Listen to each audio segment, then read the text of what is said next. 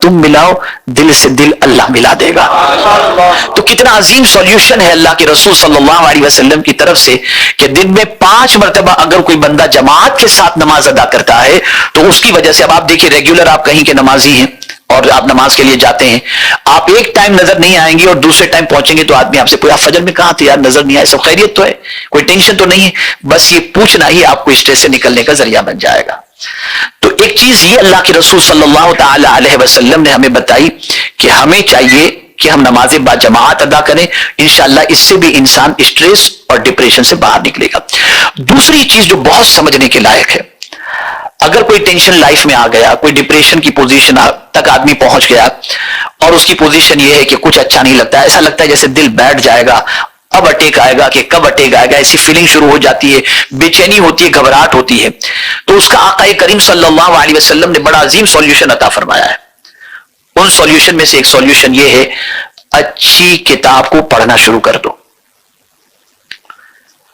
اور سب سے اچھی کتاب قرآن ہے. تو ڈپریشن اور اسٹریس میں رہنے والا بندہ جب قرآن پڑھتا ہے تو حضور صلی اللہ علیہ وسلم ارشاد فرماتے ہیں، جب کبھی تمہاری طبیعت بے چین ہو تو وضو کرو اور گھر سے وضو کر کے مسجد میں جاؤ، اگر درس قرآن کی محفل چل رہی ہے تو اس میں شریک ہو جاؤ، اور اگر درس قرآن کی محفل نہیں چل رہی تو رسول اعظم صلی اللہ علیہ وسلم فرماتے ہیں تم خود قرآن کھول کر کے پڑھنا شروع کرو، ادھر تم قرآن پڑھو گے اللہ آسمان سے تم پر سکون نازل فرما دے گا. تو ڈپریشن اور اسٹریس کا سولوشن قرآن کی تلاوت ہے. اس کو ایک میں دوسرے اینگل سے سمجھاؤں کہ آج ہماری پوزیشن یہ ہے کہ کسی بزرگ کا ہاتھ ہمارے ہاتھ میں ہم نے لے لیا تو ہم بہت اطمینان کے ساتھ ہوتے ہیں کہ فلاں بزرگ کا ہاتھ ہمارے ہاتھ میں. اللہ عز و جل جسم و جسمانیات سے پاک ہے، لیکن رسول اعظم صلی اللہ علیہ وسلم فرماتے ایک رسی ہے، ایک رسی کا کنارہ اللہ کے دست قدرت میں ہے اور دوسرا کنارہ اس بندے کے ہاتھ میں ہوتا ہے جو قرآن پڑھتا ہے. یعنی گویا قرآن پڑھنے والا ایسی رسی کو پکڑ کے بیٹھا ہوا ہے کہ ایک رسی کا سرا اللہ کے دست قدرت میں اور دوسرا اس کے ہاتھ کے اندر ہے. جب کوئی بندہ قرآن شریف کی تلاوت کرتا ہے تو گویا ایک سرا رسی کا اس کے ہاتھ میں ہوتا ہے اور دوسرا سرا اللہ کے دست قدرت میں ہوتا ہے. تو میرے پیارے آقا صلی اللہ علیہ وسلم کے پیارے دیوانوں، ڈپریشن کا ایک سولوشن یہ ہے کہ ہم اللہ کی کتاب کی تلاوت کریں. اب جو باتیں عرض کرنے جا رہا ہوں یہ پورا کمپلیٹلی آپ کو سمجھ لیجئے کہ ڈاکٹر جس طریقے سے ٹیبلٹس یا پرسکرپشن لکھ کر کے دیتا ہے اس طریقے سے کچھ باتیں میں آپ کی سماعتوں کے حوالے کروں گا، اور میں گزارش کروں گا کہ اسے آپ اچھی طرح سے ذہن میں محفوظ کر لیں. اللہ نے چاہا تو زندگی کے ہر موڑ پر آپ کبھی مایوسی کے شکار نہیں ہوں گے، ہمیشہ ہر تکلیف کے اندر اللہ رب العزت جل جلالہ پر کامل بھروسہ آپ کے اندر پیدا ہوگا اور انشاءاللہ العظیم اللہ ہر مصیبت سے نجات عطا فرمائے گا. سب سے پہلی چیز جو ہے وہ یہ ہے سیلف لو، خود سے محبت کرو. آج ہماری پوزیشن یہ ہے کہ ہم خود سے محبت نہیں کرتے، کسی اور چیز سے محبت کرتے ہیں. اب کسی اور چیز کے اندر آپ بہت سارا مٹیریلزم کو آپ لے لیجئے تو ہمیں بہت ساری دنیاوی چیزوں سے اور مادی چیزوں سے محبت ہے، خود سے محبت نہیں. سیلف لو اور سیلفش یہ دونوں میں فرق ہے. سیلفش اسلام پسند نہیں کرتا لیکن سیلف لو کو انسان پسند کرتا ہے. اس کو میں قرآن کی روشنی میں سمجھاؤں. قرآن نے سب سے پہلے جہنم کی آگ سے بچنے کا حکم سیلف اپنے بارے میں دیا. یا ایھا الذین آمنوا قوا انفسکم واہلیکم نارا، اے ایمان والو اپنے آپ کو جہنم کی آگ سے بچاؤ اور اپنے اہل و عیال کو جہنم کی آگ سے بچاؤ. یہ سیلف لو ہوا. قرآن نے کبھی یہ نہیں کہا کہ آپ دوسروں کا پہلے سوچو آخرت کے سلسلے میں اور خود کے بارے میں غافل ہو، یعنی پوری دنیا جنت میں چلی جائے اور ہم دروازے پر بیٹھ کر کے داروغہ بن کر کے بیٹھے، ایسا نہیں. ہمیں خود کو حکم دیا. مغفرت کے حوالے سے آپ دیکھیں حضرت ابراہیم علیہ السلام کی دعا ربنا اغفر لی ولوالدی، پہلے اپنے لیے مغفرت کی دعا مانگی گئی. تو اس بات کو ذہن میں رکھیں کہ سیلف لو. آج ہماری پوزیشن یہ کہ ہماری فکر بالکل نہیں کرتے. ہمیں اپنی ذات سے قطعی طور پر وہ محبت جو ہونی چاہیے وہ ہمیں اپنی ذات سے محبت نہیں. میں آپ کو بتاؤں کبھی کبھی فیملی کے اندر وہ ایک انسان اتنا قیمتی ہوتا ہے کہ اس ایک انسان پر پوری فیملی کا ڈیپینڈ ہوتا ہے. اور وہ انسان اپنی زندگی کے بارے میں نہیں سوچتا، لیکن جب وہ چلا جاتا ہے تو پورا خاندان بکھرا ہوا نظر آتا ہے اور پورا خاندان جو ہے وہ تباہ ہوتا ہوا دکھائی دیتا ہے۔ کبھی کبھی آپ محسوس کریں کہ مرنے والا جب مرتا ہے جو بہت اہم ہوتا ہے، اس کے انتقال کے بعد ٹائم پر تو شاید کوئی چیز تھوڑی سی محسوس ہو اس کی جدائی، لیکن جب 1 سال کا عرصہ گزرتا ہے تو آدمی محسوس کرتا ہے یار ان کے جانے سے ہم تو ختم ہو گئے۔ تو سیلف لو ضروری، اپنی زندگی کو پیار کرو، اپنی زندگی کے لیے وقت نکالو، اپنی زندگی کو اللہ عز و جل کے فرمان کے مطابق اس کام سے بچاؤ جو کام جہنم میں لے جانے والا ہے۔ اسی لیے حضور صلی اللہ علیہ وسلم کا ایک ارشاد گرامی ہے کہ آقا کریم صلی اللہ علیہ وسلم ارشاد فرماتے ہیں کہ بہت سارے لوگ دوسروں کی دنیا بنانے میں خود کی آخرت تباہ کر دیتے ہیں۔ آج ہماری سچویشن یہ ہے کہ بسا اوقات ایسا ہوتا ہے کہ ہم اپنے بچوں کا فیوچر بنانے کے لیے حرام حلال کی تمیز نہیں کرتے، نتیجتاً ہوتا یہ کہ ہم تو اپنے بچوں کا بہت کچھ بنا لیتے ہیں لیکن ہماری آخرت۔ اس لیے اسلام نے ان چیزوں کے بارے میں خاص طور پر تاکید فرمائی کہ سیلف لو، اپنے بارے میں فکر کرو، اس لیے کہ قیامت میں اولاد کام نہیں آئے گی، قیامت میں بیوی کام نہیں آئے گی، قیامت میں بیٹے کام نہیں آئیں گے، قیامت میں دوست کام نہیں آئیں گے، بلکہ قیامت کے حوالے سے قرآن کہتا ہے یود المجرم لو یفتدی من عذاب یومئذ ببنی، قیامت کے دن مجرم آرزو کرے گا کہ میری تکلیف کی جگہ پر میرے بیٹے کو رکھ دیا جائے اور مجھے چھٹی دے دی جائے۔ یہ سچویشن اس وقت ہوگی انسان کی۔ تو سیلف لو، اپنی فکر کرو، اپنی ہیلتھ کی فکر کرو، اپنی معاشی فائنینشیل پوزیشن کی فکر کرو، اپنی آخرت کی فکر کرو، اپنی زندگی کی فکر کرو۔ اس طرح سے اپنی زندگی ہم لوگ گزاریں کہ جیسے ہماری زندگی سے ہم کو کوئی پیار ہی نہیں ہے، بس جی رہے ہیں، جیسا کہ آج ہم دنیا میں بہت سارے انسانوں کی لائف کو محسوس کر سکتے ہیں۔ اور پھر وہی بندہ جو سیلف لو اپنی زندگی کے اندر اختیار نہیں کرتا، وہ ہمیشہ کھویا کھویا، گما پریشان وہ نظر آتا ہے۔ اپنی لائف کے لیے ٹائم آپ نکالیں، پہلی چیز۔ سیکنڈ چیز، جو سیکنڈ سبجیکٹ، سیکنڈ لیسن ہے وہ یہ ہے، سیکنڈ پوائنٹ جو ہے پرائیورٹی۔ آپ کو اگر اسٹریس سے نکلنا ہے تو آپ کی زندگی میں یہ دیکھنا ہوگا کہ پرائیورٹی کیا چیز ہے آپ کے لیے۔ آپ جب تک کہ پرائیورٹی کے بارے میں نہیں غور کریں گے، اور کام کرنا ہے 4 دن بعد کا اور آج کے کام کو ہم نے توجہ نہیں دی، تو پرائیورٹی بھی ایک ایسا ایجوکیشن ہے کہ اس کی طرف توجہ نہ دینے کی بنیاد پر کل کا بھی کام خراب اور آج کا بھی کام خراب ہوگا۔ تو اپنی زندگی میں پرائیورٹی۔ اب پرائیورٹی کے اندر میں آپ کو ایک چیز بتاؤں کہ آپ کی فیملی کے اندر پرائیورٹی کون، آپ کے رشتہ داروں میں پرائیورٹی کون، آپ کی نماز کا وقت ہوا تو نماز پرائیورٹی ہے یا بزنس پرائیورٹی ہے، ان ساری چیزوں کو آپ دیکھیں کہ آپ کے لیے پرائیورٹی کیا چیز ہے۔ جب آپ پرائیورٹی کو اپنے سامنے رکھیں گے تو اس کی وجہ سے بھی انشاءاللہ العظیم وہ کام ہونے پر آپ کو سکون کی دولت نصیب ہوگی۔ اس کو میں ایک ایگزامپل کے ذریعے سمجھاؤں کہ فلائٹ میں آپ سفر کر رہے ہیں اور فلائٹ میں سفر کرتے وقت جو ہے وہ فوراً جو ہے وہ اناؤنس ہو جاتا ہے کہ آپ جو ہے وہ ماسک پہن لیجئے یا جو بھی آرڈر ہوتا ہے۔ اب اس میں آپ سوچیں گے کہ یار چھوڑو جانے دو، آپ نے اپنا کسی اور کو دے دیا تو آپ بے ہوش ہو جائیں گے، نہ آپ بچیں گے نہ بازو والے کا معاملہ ہوگا۔ تو سیلف لو، اپنی فکر کریں آپ پہلے، آپ اپنے پرائیورٹی یہ کہ آپ اپنے آپ کو، اپنی زندگی کے اندر آپ کی اہمیت کیا ہے آپ کو اس کے بارے میں غور کرنا ہوگا، اس کے بارے میں سوچنا ہوگا اور اپنی فکر سب سے زیادہ رکھنی ہوگی۔ اور کاموں کے حوالے سے ہمیں یہ دیکھنا ہوگا کہ ہمارا کام پرائیورٹی میں کون سا ہے اور پرائیورٹی کس چیز کو دینی چاہیے۔ جب ان چیزوں کو آپ سامنے رکھیں گے تو اسٹریس کے سلسلے میں آپ کو انشاءاللہ العظیم اسٹریس نہیں ہوگا اور ڈپریشن کی زندگی سے انسان آسانی سے باہر آ سکتا ہے۔ تھرڈ تھنگ، اپنی لائف کے اندر فریش ہونے کے لیے اور اسٹریس سے نکلنے کے لیے اللہ کے رسول صلی اللہ علیہ وسلم کی ایک عظیم سنت ہے اور وہ سنت ہے قیلولہ۔ قیلولہ کسے کہتے ہیں؟ دوپہر کے وقت تھوڑی دیر کے لیے، لیکن 10 گھنٹے 2 گھنٹے 4 گھنٹے والی بات نہیں، آپ دوپہر کے وقت 10 منٹ کے لیے بھی جھپکی مار لیے، آپ فریش ہو جائیں گے۔ اسٹریس سے میکزیمم لوگ اسٹریس کے شکار اس لیے ہوتے ہیں کہ 12 بجے اٹھتے ہیں اور رات تک چلتے رہتے، تھکاوٹ کی تھکاوٹ رہتی ہے اور 10 منٹ کی نیند نہ ہونے کی وجہ سے آدمی فریش نہیں ہو پاتا، چڑچڑا ہو جاتا ہے اور اسٹریس اس کی زندگی میں ہوتا ہے۔ حضرت تشریف فرما ہے، میں نے حضرت کی زندگی میں ہمیشہ دیکھا ہے سفر کے اندر کہیں بھی بس دوپہر کا وقت ہوگا، بس 10 منٹ 15 منٹ ضرور تھوڑا سا ریسٹ لے لیں گے تاکہ مائنڈ فریش رہے اور کام کرنا ایزی رہے۔ اس کو میں قرآن شریف کی روشنی میں سمجھاؤں۔ جنگ کے موقع پر صحابہ کرام علیہم الرضوان جو ہے بہت ٹائرڈ تھے، جنگ کا نتیجہ نکل ہی نہیں رہا تھا، ایک دم ٹائرڈ تھے۔ اللہ عز و جل نے چاہا کہ ان تھکے ہوئے بھوکے صحابہ کو اللہ عز و جل نے چاہا کہ انہیں سکون دیا جائے، ان کو فریش کیا جائے تاکہ اچھی طریقے سے جنگ کر سکے. تھک چکے ہیں, فریش کرنے کے لیے. تو قرآن کہتا ہے والذی انزل السکینۃ فی قلوب المؤمنین, وہی اللہ ہے جس نے مومنوں کے دل میں سکون نازل فرمایا. مفسرین فرماتے ہیں وہ سواری پر سوار تھے, اس میں ان کی جھپکی لگ گئی صحابہ کی, تھوڑی سی جھپکی کے بعد جب وہ بیدار ہوئے تو ایک دم فریش ہو گئے تھے. قیلولہ کو اپنی زندگی میں اس کو آپ دیکھیں, چائنا کی پوزیشن آپ دیکھ لیں, چائنا میں تقریباً آفیسز کے اندر جو بڑی بڑی کمپنیز کے ہیں وہاں پر دوپہر کے وقت ریسٹ کے لیے چیئر بنائی گئی ہیں.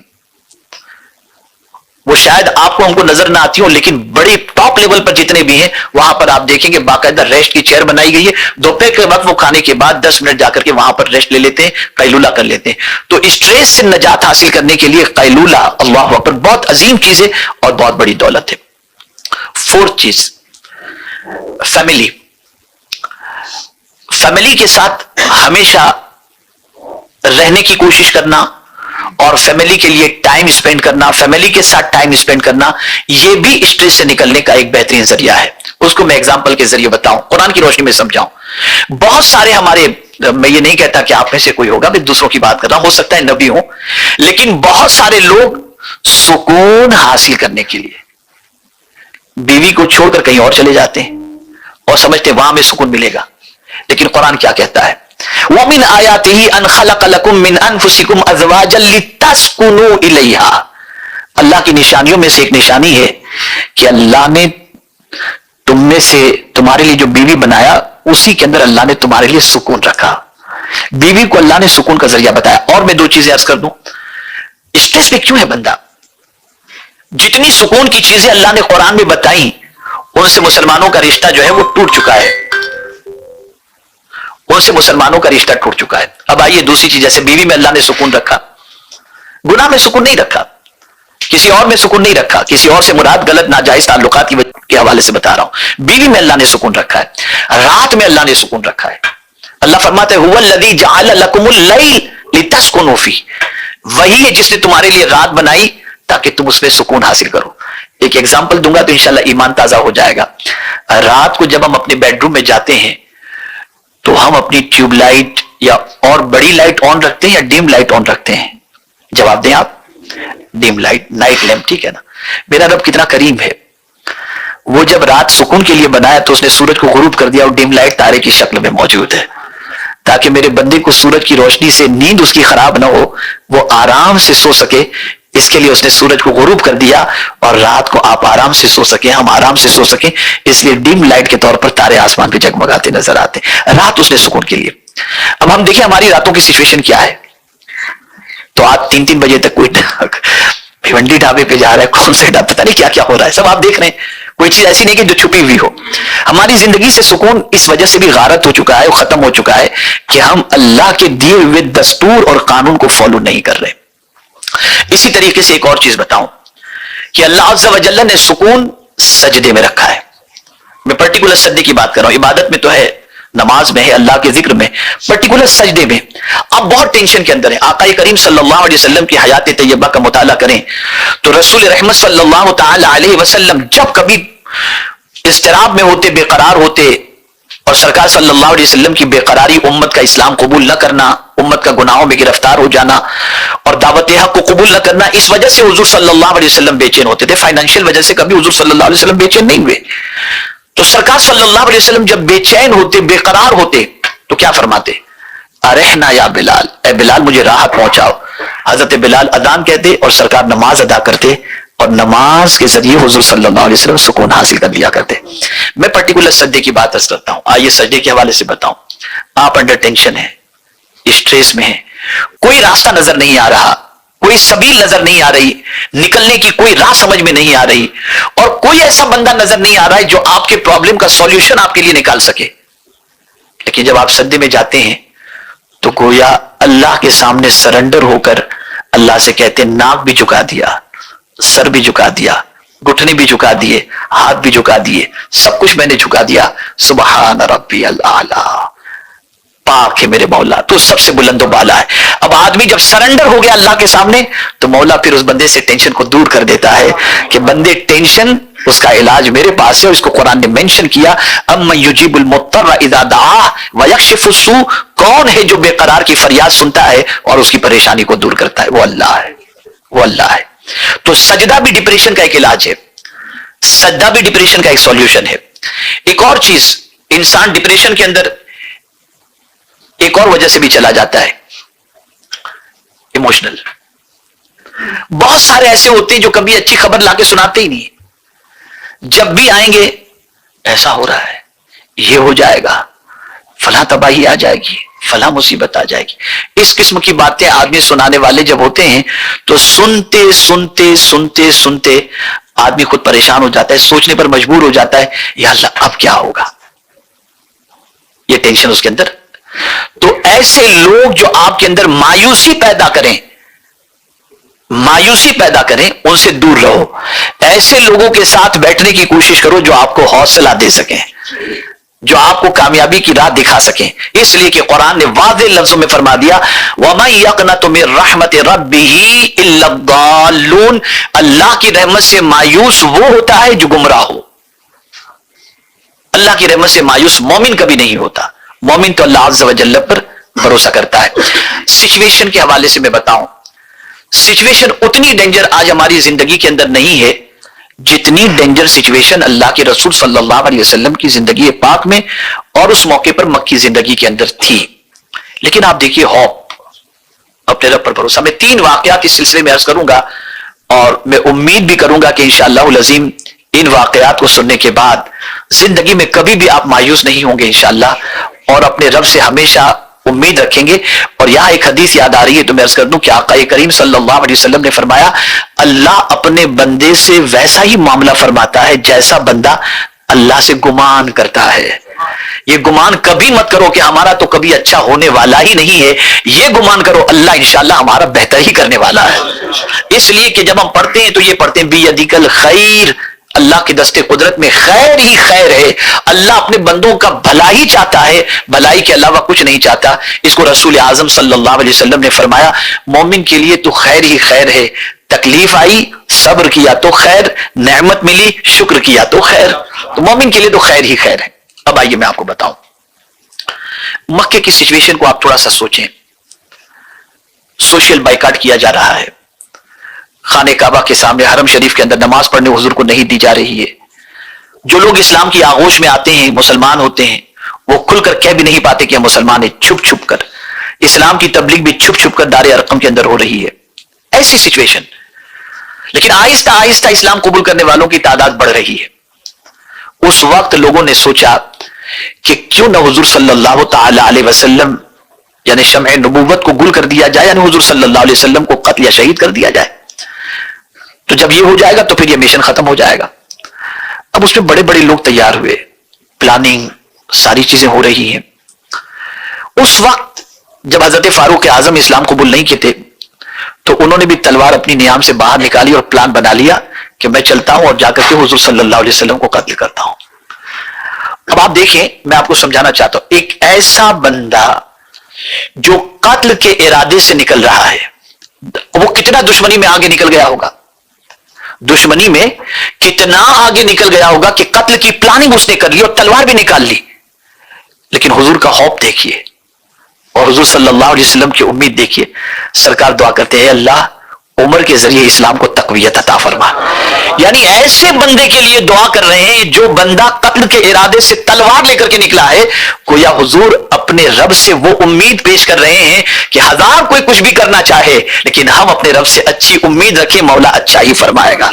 نتیجتاً آپ نے دیکھا کہ ان کو اسلام کی دولت نصیب ہوئی، اور اسلام کی دولت کے نصیب ہونے کے بعد ان کے ذریعے جو چھپا ہوا اسلام تھا وہ عام ہوا، اور پھر اس کے بعد مسجد حرام کے اندر نماز بھی پڑھی گئی، اور قرآن نے قرآن مقدس کی آیت کریمہ بھی نازل ہوئی، یا ایھا النبی حسبک اللہ ومن اتبعک من المؤمنین۔ تو عرض کرنے کا منشا ہے کہ ایسی سچویشن میں بھی ہمارے آقا صلی اللہ علیہ وسلم ہمیں مایوسی کے بارے میں نہیں فرماتے، بلکہ ہمیں اپنے اللہ سے امید اور اچھی امیدی کے بارے میں بتاتے ہیں اور تعلیم عطا فرماتے۔ تو لائف میں plus minus up and down جتنا بھی آئے کبھی مایوس نہ ہو۔ اللہ عز و جل آج پریشانی میں گرفتار کیا ہے، وہ اپنے فضل سے اس پریشانی سے نجات بھی عطا فرما دے گا۔ سیکنڈ چیز آپ دیکھیے، سیکنڈ واقعہ میں آپ کو بتاؤں، کتنی خطرناک سچویشن کہ حضور صلی اللہ علیہ وسلم ہجرت فرما رہے ہیں۔ صدیق اکبر جانتے ہیں، اور فاروق اعظم رضی اللہ، حضرت علی کرم اللہ تعالی وجہہ الکریم کو اپنے بستر پر سرکار نے لٹا دیا، اور فرمایا کہ یہ امانت موجود ہے، مدینے آنے سے پہلے یہ امانتیں سب کو سپرد کر دینا جن کی امانتیں، اور تم مدینے آ جانا۔ لیکن کس وے سے جا رہے ہیں، کہاں سے جا رہے ہیں، وہ صرف صدیق اکبر کو معلوم، ان کی فیملی کے کچھ لوگوں کو معلوم، اور کسی کو معلوم نہیں۔ لیکن جب دشمنوں کو پتا چلا کہ حضور صلی اللہ علیہ وسلم تو نکل گئے، سرکار صلی اللہ علیہ وسلم غار ثور میں ہیں، صدیق اکبر رضی اللہ تعالیٰ عنہ ساتھ میں موجود ہیں۔ اب سچویشن ایسی ہے کہ دشمن تلاش کرتے کرتے کرتے کرتے غار کے دہانے تک پہنچ گیا، اور صدیق اکبر کی نظر پڑ گئی کہ دشمن غار کے دہانے تک آ چکا ہے، تھوڑی سی گردن جھکائیں گے تو ہم نظر آ جائیں گے، تو پھر کیا ہوگا؟ لیکن اس وقت بھی حضور صلی اللہ علیہ وسلم کے دل میں ڈر نہیں تھا، بلکہ سرکار صلی اللہ علیہ وسلم صدیق اکبر سے فرماتے ہیں لا تحزن ان اللہ معنا، ابو بکر غم نہ کرو، اللہ ہمارے ساتھ ہے۔ یہ ایک امید ہے، اسی کو قرآن نے کئی مقامات، نحن اولیاؤکم فی الحیات الدنیا وفی الآخرہ، ہم جنگل و بیابان میں بھی اگر ہوں اور ہمیں کچھ سمجھ میں نہ آتا ہو تو ہمیں یقین رکھنا چاہیے کہ وہاں بھی ہم اپنے رب کو یاد کریں گے تو وہاں سے بھی ہمارا رب ہماری فریاد سنے گا، اس لیے کہ وہ نیند سے پاک ہے۔ یہ نہیں کہ اس ٹائم پہ تم پکارو گے تو وہ سنے گا، لا تاخذوہ سنۃ ولا نوم، وہ نیند سے پاک ہے، جب تم چاہو اسے پکار لو وہ تمہاری پکار کو سن لے گا۔ یہ امید، یہ سیکنڈ چیز ہوئی۔ تھرڈ واقعے کو آپ دیکھیں، سراقہ اونٹ کی لالچ میں حضور کو گرفتار کرنے کے لیے نکلے۔ اب آپ سوچیں سرکار صلی اللہ علیہ وسلم سب کچھ چھوڑ کر ہجرت کر رہے ہیں، مائگریٹ، اور پیچھے دشمن پکڑنے کے لیے دوڑ رہا ہے، اور یہاں تک کہ حضور صلی اللہ علیہ وسلم کے قریب وہ پہنچ چکے۔ اب ایک کوشچن میں آپ سے کرتا ہوں، سچویشن ایسی تھی مکے میں سب چھوڑ کے جا رہے ہیں، دشمن پیچھے آ رہا ہے، اس سچویشن کے اندر جب سراقہ نے پکڑنے کی کوشش کی، حضور نے زمین کو حکم دیا، سراقہ کو زمین نے پکڑ لیا، معافی مانگی، زمین نے چھوڑ دیا حضور کے کہنے پر، یہ ہوتا رہا دو ایک مرتبہ یہ معاملہ ہوا۔ پھر جب انہوں نے بالکل معذرت چالی تو سرکار صلی اللہ علیہ وسلم نے کیا فرمایا؟ ہوپ دیکھیے، امید دیکھیے، ارشاد فرماتے سراقہ وہ وقت کیسا ہوگا جب کسرا کے کنگن تمہیں پہنائے جائیں گے۔ سپر پاور کی بات کر رہے ہیں، مائگریٹ ہجرت کر رہے ہیں، اور ایسی سچویشن میں سپر پاور کو شکست دینے کی بات کہہ کر اس سپر پاور کے عظیم بادشاہ کا کنگن سرکار صلی اللہ علیہ وسلم فرماتے کہ اے سراقہ تجھے پہنایا جائے گا۔ کتنی بڑی امید ہے، کتنی بڑی ہوپ ہے۔ تو لائف میں جتنے بھی اپ اینڈ ڈاؤن آئیں، پلس مائنس ہوں، کبھی اللہ کی رحمت سے مایوس نہیں ہونا چاہیے، اور اسٹریس کے سولوشن کو اس طریقے سے ہمیں سولوشن نکالنے کی اور ان سولوشن پر عمل کرنے کی کوشش کرنی چاہیے۔ اب آخری بات میں عرض کرتا ہوں، بہت سارے لوگ یہ تصور کرتے ہیں کہ اسٹریس مال کی کمی، باہری ٹینشن، پرابلمز، فیملی پرابلمز اس کی وجہ سے آتے ہیں۔ تو میں آپ کو ایک چیز عرض کر دوں، سب سے بڑی وجہ اسٹریس کی کیا ہے؟ ڈپریشن کی سب سے بڑی وجہ کیا ہے؟ ڈپریشن اور اسٹریس کی سب سے بڑی وجہ ہے گناہ۔ گناہ کبھی انسان کو سکون کی زندگی نہیں عطا کر سکتا۔ آپ زندگی میں سوچیں، اللہ نہ کرے کوئی گناہ کے اندر گرفتار ہوا ہو یا ہو، لیکن زندگی میں کوئی بڑا گناہ انسان پہلی بار کرنے جاتا ہے تو اندر سے دل اس کا گھبراتا ہے، دائیں بائیں دیکھتا ہے، ڈرتا ہے، گھبراتا ہے، پھر ایک بار کر لیتا ہے تو عادت بنتی جاتی ہے اور پھر وہ گناہ کے اندر ڈوبتا چلا جاتا ہے۔ یہ کون سا؟ اور پھر کر لیتا ہے تو کرنے کے بعد پھر روتا رہتا ہے، یا اللہ میرے سے گناہ ہو گیا، پتہ چلے گا تو کیا ہوگا، میں کیا جواب دوں گا، اور پھر مصیبتیں آتی ہیں تو انسان پر، تو گناہ انسان کو اسٹریس کا شکار بھی کرتا ہے۔ اور میرا یہ جملہ زندگی میں یاد رکھ لیجئے گا، گناہ سے توبہ اور رونا اسٹریس سے باہر بھی نکال دیتا ہے، اسٹریس سے باہر بھی نکال دیتا ہے۔ اگر کوئی اسٹریس سے باہر نکلنا چاہے وہ اللہ کی بارگاہ میں توبہ کر لے، جہاں اس نے توبہ کی اور آنسو بہایا وہ اسٹریس سے باہر آ جائے گا۔ اس لیے آپ دیکھیں کہ کسی کے انتقال پر اگر گھر والا کوئی نہیں روتا اور منہ اتنا سا بنا کر کے گھومتا ہے تو لوگ کہتے سے رلاؤ، ایک بار رو لے گا نا تو اس کی طبیعت فریش ہو جائے گی، تھوڑا سا ریلیکس مل جائے گا۔ تو اسلام نے بھی یہی بتایا، قرآن نے بھی